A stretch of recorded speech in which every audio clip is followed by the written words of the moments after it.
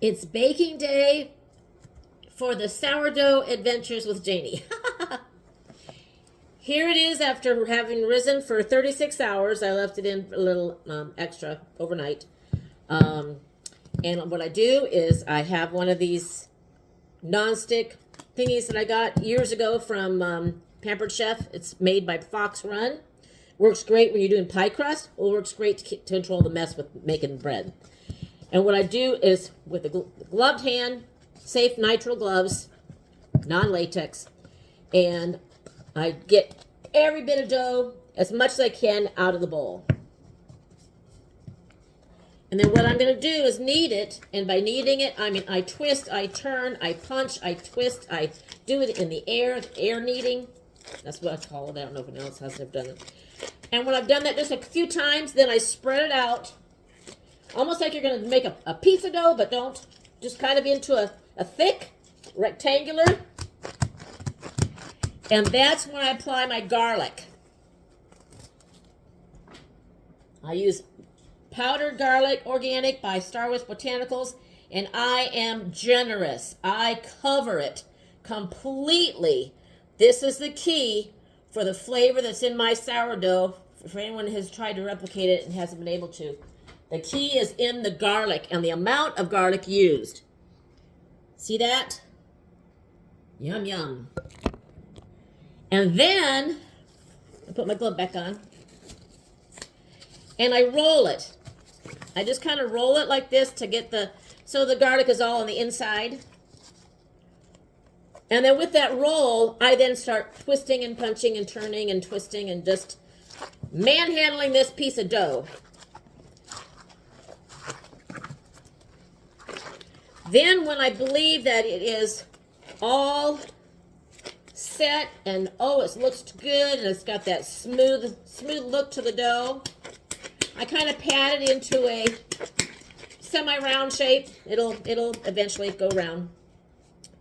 And then what's next is I take my sesame seed and I sprinkle it generously across this mat. Not in one spot, I spread it around, because this is the fun part coming up. And I use everyday bagel seasoning, and I'm very generous with that. This is all going to be part of the crust, the outside of the bread dough. And then I just take it and I just kind of start rolling it around. And as it picks that up, it then becomes less sticky. And I can continue rolling in all directions, just roll in all directions until it picks up all the seasoning that I put on my mat. And at that point, it looks like this. I take parchment paper, pick it up, plop it in the center. Doesn't matter if there's any finger touch, whatever. And I place it in my cast iron. Oops, sorry. Nope, missed a step. Missed a step.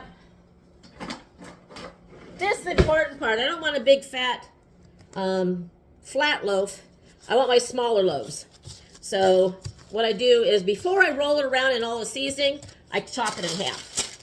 So then one half goes in one parchment. The other half goes in that parchment.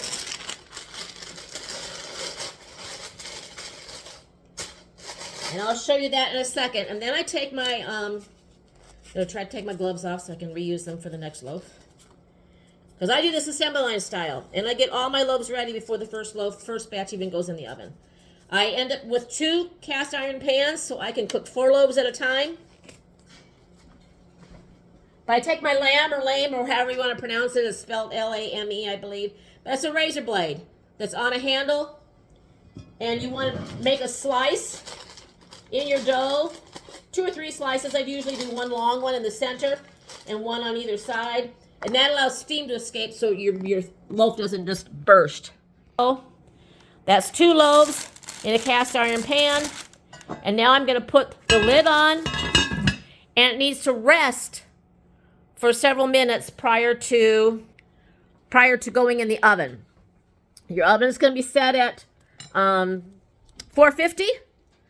And as soon as you put your pans in and close the door, reduce the heat to 400. And you'll do 400 for 40 minutes, and then reduce it to 200, remove the lid, and do 200 for 20 minutes, and then you can take it out of the oven. I just have to check here. 30 minutes. It has to rest for 30 minutes, and I usually go for the 30 minutes. I'll set the timer now for this pan as soon as I get the second pan ready. And then when I'm working on the other ones, that 30 minutes will be counting down because they can go in before the ones that have to wait for a new batch have to wait for the pans. And I try to let the pans cool a little bit before I put the second batch in, because if they're still really, really hot, then it's your bottom is going to get a little bit too hard and too crusty. So I'll show you the picture when it's done. Next time on Sourdough Adventures with Janie.